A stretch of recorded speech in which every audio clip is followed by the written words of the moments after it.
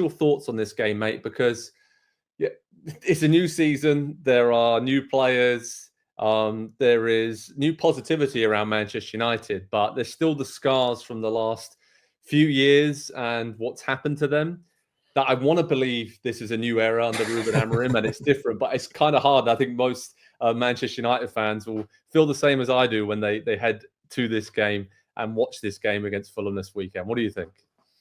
Yeah, I want to buy into it too. After watching some of them in the preseason and then watching the opener against Arsenal, there's a plan in place. I think a tactical plan, I should say, still at Manchester United.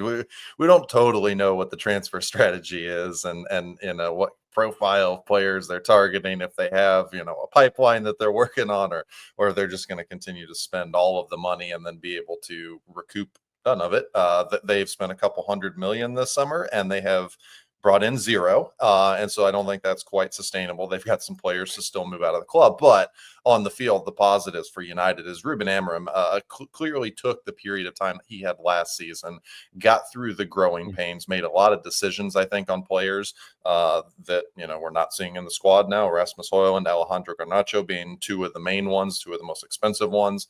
And he has just taken the team forward with his ideas. I love the Cunha and Mbeumo combination playing behind, maybe not Mason Mount up top.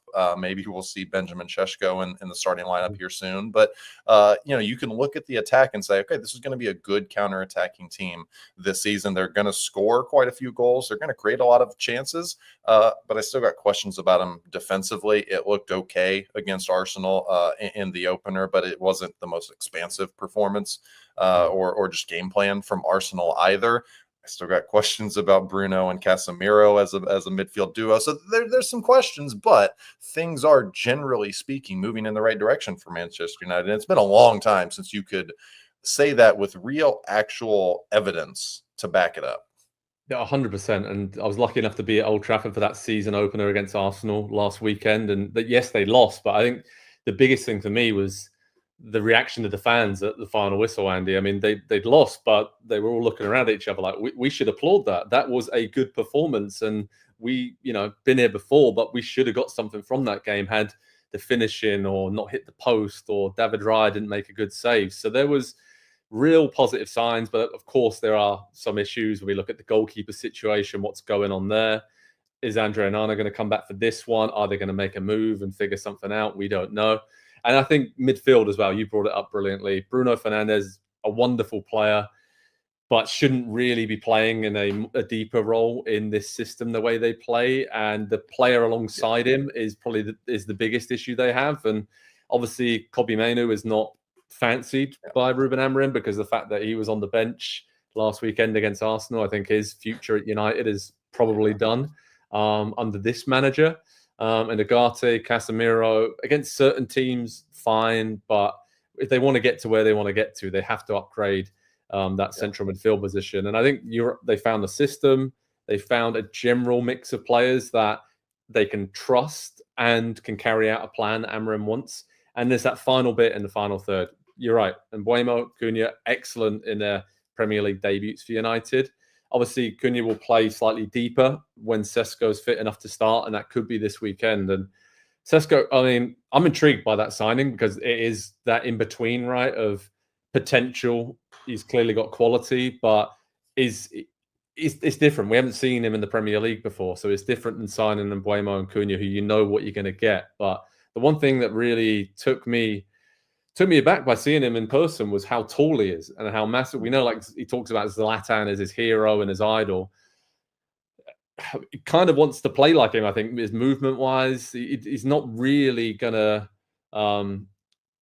change the way he plays, I think, for coming to Manchester United. But I think they can do a lot of damage if they ask him to stay central, make those little runs in behind to open up the space for Mbeumo and Cunha. So I think there's a lot of potential there, Andy, in that top three for United, but they got to get a win, I think, this weekend and start the season. They got a really tough start to the season, but there is positive vibes for them starting this season. A new, fresh, clean slate under Ruben Amorim.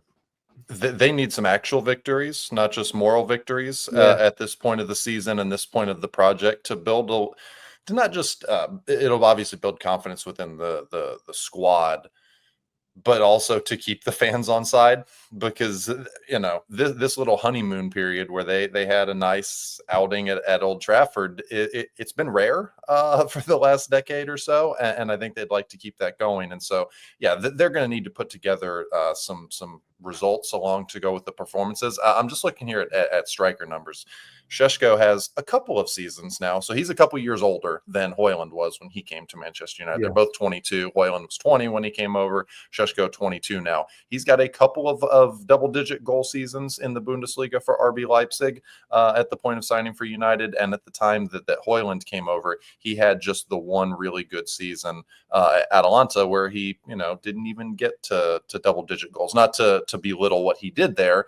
He was highly rated as a prospect, but I do think that at the time the thought was, okay, this is a nice prospect to develop for a lot of money, and you're also going to have expectations that he produces right now. And that didn't seem feasible or logical or practical in any way. And it turned out to not be. We will see if Šeško can handle that big, massive step up, not just in terms of quality of the league that he's playing in, but the eyes and the focus and the expectations on him as well.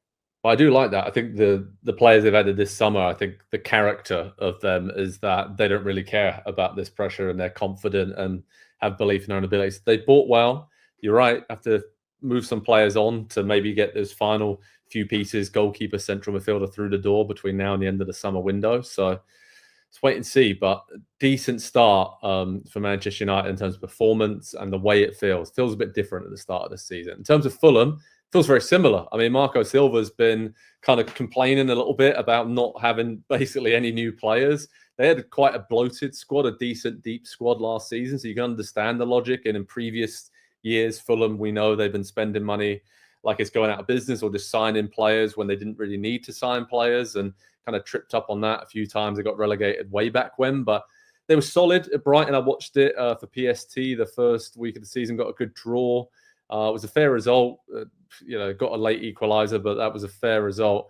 What do you think about Fulham and their expectations for this season? Because last season they were in the European battle for a long time. Obviously, they're one of those teams, right? Top 10 and a good cup run. That is a good season in the eyes of their fans. Yeah.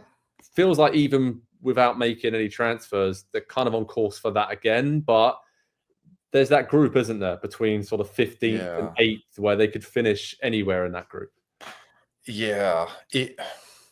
I think we're in an era of the Premier League where if you are not getting demonstrably better, you're getting worse, and maybe quickly in the league. The way that teams have gone out and addressed this transfer window, not just the amount of money that's been spent, but the number of players that teams have brought in. It's a little less team building now. It's a little bit more asset management, I think. But when you bring in the right player and they hit for a year or two to then be moved on, the way that Brighton, who Fulham played on the opening weekend, have done the last handful of years, you raise your ceiling exponentially. And we've seen Brighton, they're in the European race a couple times. They've gotten into Europe.